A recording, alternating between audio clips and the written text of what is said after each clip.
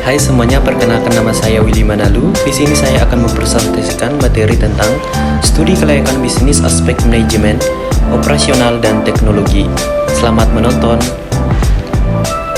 Manajemen operasional. Manajemen operasi merupakan kegiatan untuk mengatur atau mengelola secara optimal atas sumber daya yang tersedia dalam suatu proses transformasi sehingga menjadi output yang mempunyai manfaat lebih dari sebelumnya.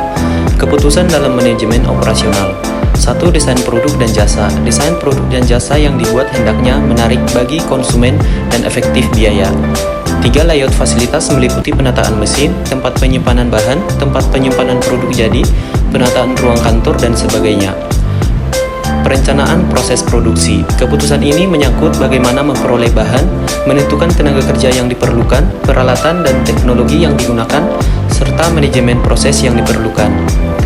Penentuan lokasi. Berbagai faktor yang diperhatikan antara lain kedekatan dengan konsumen, ketersediaan bahan baku, fasilitas yang diperlukan dalam proses produksi, lingkungan yang mendukung, fasilitas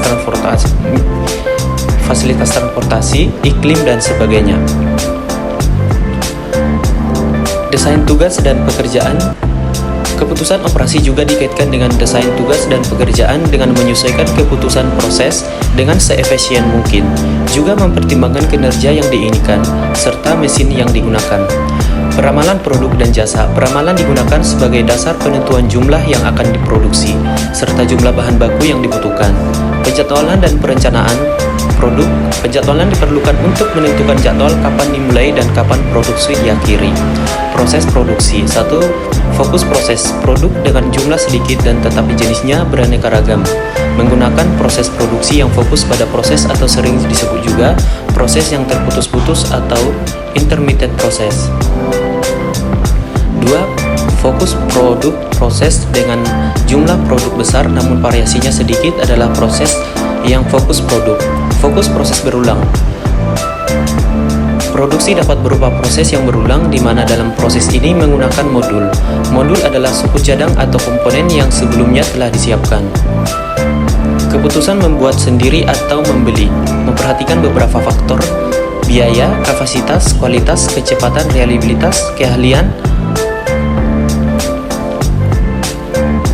dan pemilihan peralatan seperti biaya pembelian, peningkatan pendapatan, biaya operasi, resiko ketidakpastian, dan penghematan harian.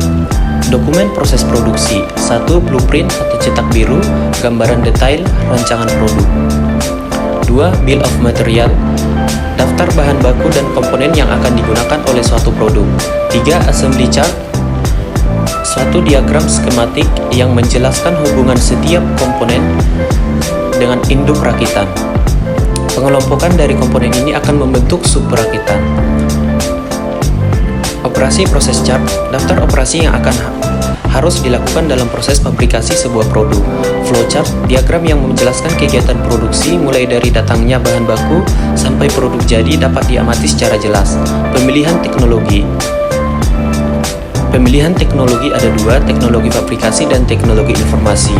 Untuk bidang manufacturing, yaitu CAM, Computer Aided Manufacturing, CAD, Computer Aided Design, NC Machine, Numerical Control Machine, AGV, Automatic Weight List, dan FMS, Flexible Manufacturing System.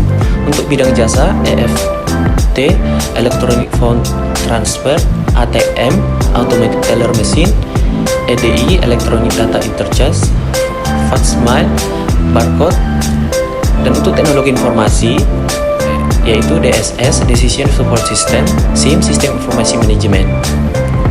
Perencanaan kapasitas. Pengukuran kapasitas jangka pendek, perencanaan kapasitas jangka panjang, strategi ekspansionis, pengukuran kapasitas, perencanaan kapan, penentuan lokasi, perencanaan lokasi. 1.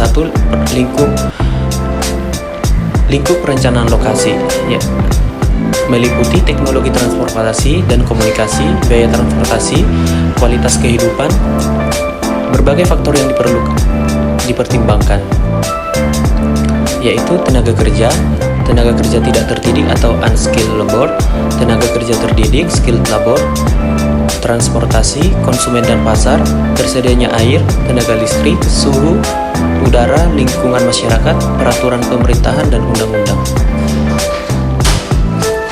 Perencanaan layout. Perencanaan layout ini adalah perencanaan yang meliputi pengaturan tata letak bangunan, tata ruang kerja,